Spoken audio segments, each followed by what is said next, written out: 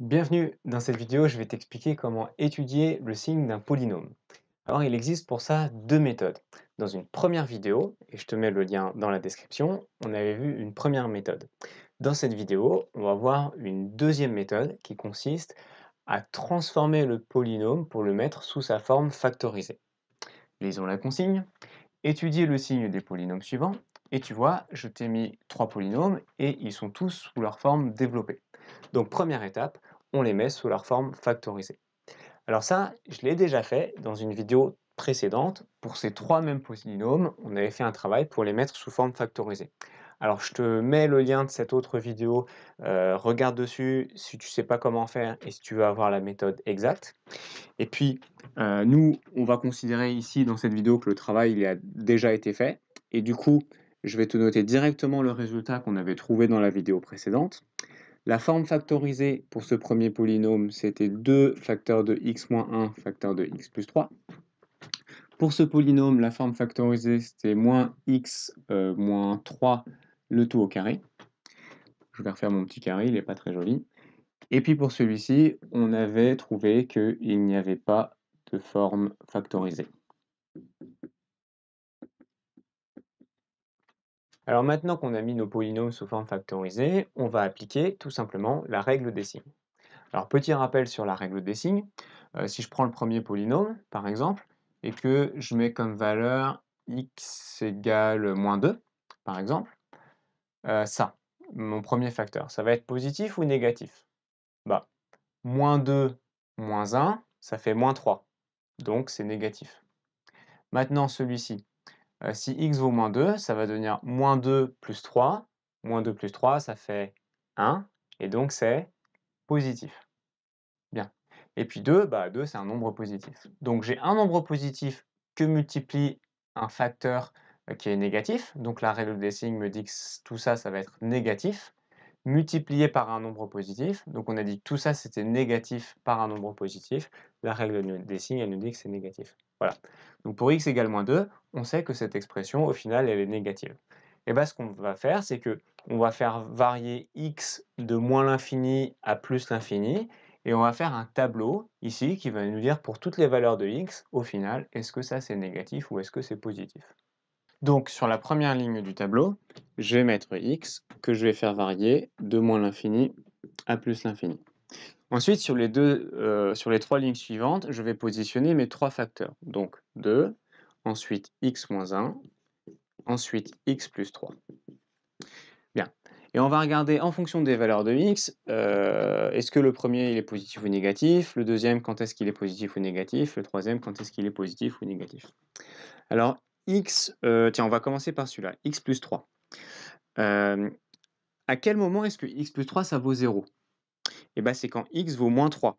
Moins 3 plus 3 ça fait 0. Donc en moins 3, ça fait 0.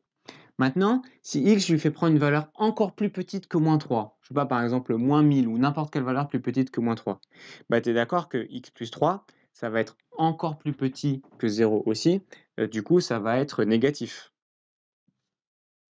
Par contre, si x, je lui fais prendre une valeur plus grande que moins 3, et ben, du coup, x plus 3, il va devenir positif. Alors maintenant, pour x moins 1, bah, c'est le même principe. Quand est-ce que x moins 1 vaut 0? Bah, quand x vaut 1. 1 moins 1, ça fait 0. Donc, quand x vaut 1, ici, x moins 1 va valoir 0.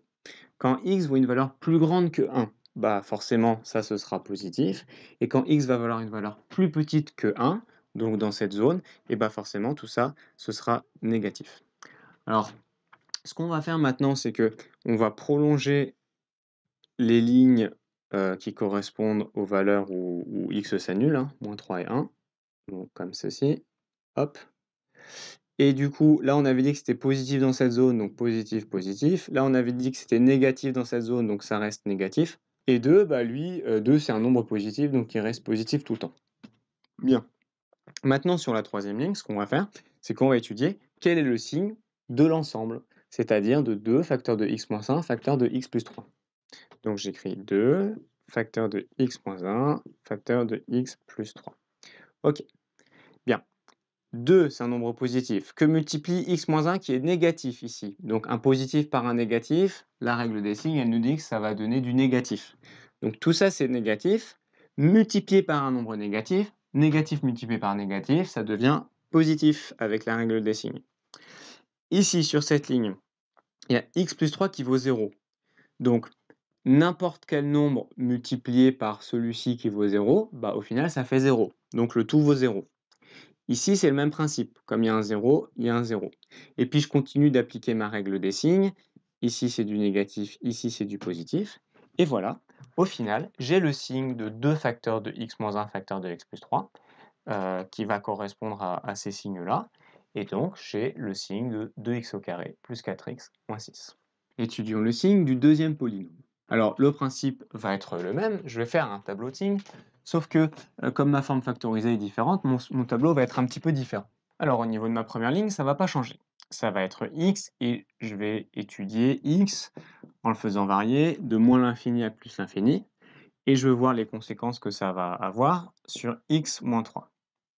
Alors, à quel moment est-ce que x moins 3 s'annule? Bah, tu es d'accord que c'est quand x vaut 3. 3 moins 3, ça fait 0. Donc, quand x vaut 3, ici, x moins 3, il vaut 0. Si x prend des valeurs plus grandes que 3, bah, tu es d'accord que x moins 3, ça va être positif. Et si x prend des valeurs plus petites que 3, donc dans cette zone à gauche, et bah, de la même façon, x moins 3 va prendre des valeurs négatives. Bien. Maintenant qu'on a étudié les valeurs de x-3, eh bien, on va étudier les valeurs de moins x-3, le tout au carré. Alors, j'écris ici moins x-3, le tout au carré. Alors, ce que je vais faire, c'est que, dans un premier temps, ce moins, je vais le laisser un petit peu de côté, donc je l'efface, et je le remettrai après. Bien. Quand x-3 vaut 0, bah, 0, le tout au carré, ça fait 0 fois 0, donc ça fait 0. Quand x-3, là, est négatif, et bien du coup, x-3, le tout au carré, ça veut dire que x-3 est négatif au carré. Un nombre négatif au carré, ça fait un nombre positif. Parce qu'un nombre négatif au carré, c'est un négatif fois un négatif, donc un positif. Quand x-3 est positif, bah, un nombre positif au carré, ça fait un nombre positif. Bien. Et maintenant, je règle son sort au petit moins. Tu te souviens que j'avais enlevé. Si je mets un moins devant, bah, du coup, quand c'était positif, ça va devenir négatif. Et là, pareil. Voilà, on a maintenant étudié le signe de moins x moins 3 au carré. C'est négatif de moins l'infini à 3, pardon. En 3, ça vaut 0, et ça redevient négatif de 3 à plus l'infini. Et du coup, comme on a étudié le signe de moins x moins 3 le tout au carré, et que c'est égal au polynôme qu'on avait au départ, eh bien, on a étudié le signe de ce polynôme. Bien. À présent, étudions le signe du dernier polynôme, x au carré plus x plus 1.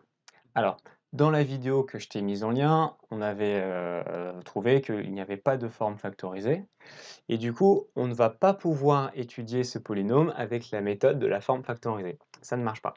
Du coup, ce qu'il faut faire, c'est se rabattre sur la première méthode. Tu sais, en début de vidéo, je t'avais dit, il y a 2 méthodes pour étudier le signe d'un polynôme, et la première méthode, bah, je l'étudie dans l'autre vidéo que je t'ai mis en lien, dont je t'ai déjà parlé au tout début de vidéo.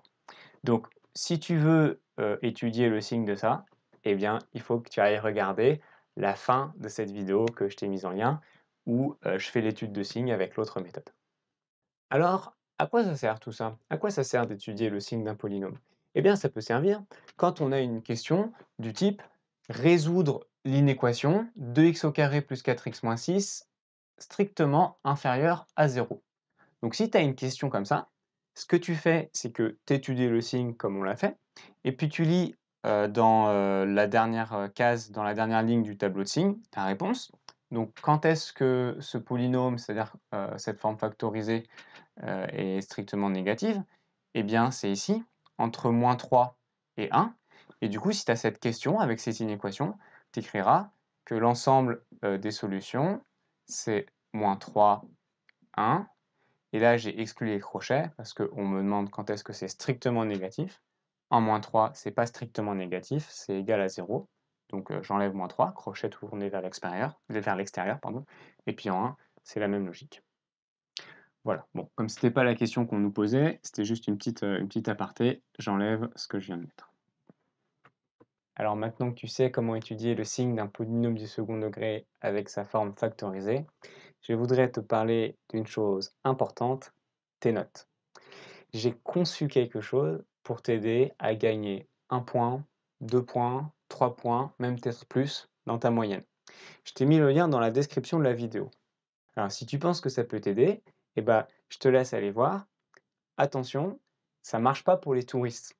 Ce que je veux dire, c'est que mes méthodes, elles sont efficaces et elles fonctionnent vraiment, mais seulement si tu les mets en pratique. Et bah, du coup, ça va nécessiter un petit peu de travail.